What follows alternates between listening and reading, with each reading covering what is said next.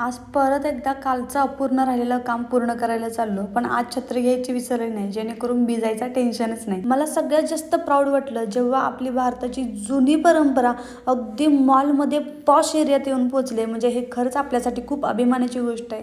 जाता जाता भरलेलं गच्च असं ग्रंथालय बघितलं आणि मुलींच्या शिक्षणासाठी काही लोक पुढाकार घेत आहेत. या गोष्टीमध्ये आम्ही पण थोडंसं कॉन्ट्रीब्यूट केलं आणि त्यानंतर फ्रीज बघण्यासाठी पुढे निघालो. एवढ्या असंख्य व्हरायटी फ्रीजमध्ये आले ते आम्ही पहिल्यांदाच बघितल्या आणि माझ्यासाठी पण मला आवडलेला एक फ्रीज मी फायनल केला.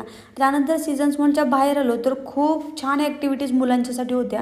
पण एक प्लस पॉईंट की त्या मुलांसोबत पॅरेंट्समधून एक कोणीतरी एन्जॉय करू शकत होतं. तोच आनंद मला मिळाला. एवढं जास्त खेळून झाल्यावर भूक लागली म्हणून मॉलमधलं महागडं जेवण केलं आणि परत गाडीच्या शोधात ते जिरवून पण टाकलं. फायनली गाडी भेटली आणि आमच्या जीवात जीव आला. त्यानंतर आम्ही स्मार्ट मॉलला गेलो आणि त्याच्यानंतर आमची घरची काही ती खरेदी केली आणि संध्याकाळी वेळेत पोचलो, ते म्हणजे इंडिया पाकिस्तान मॅच बघण्यासाठी. चलो बाय.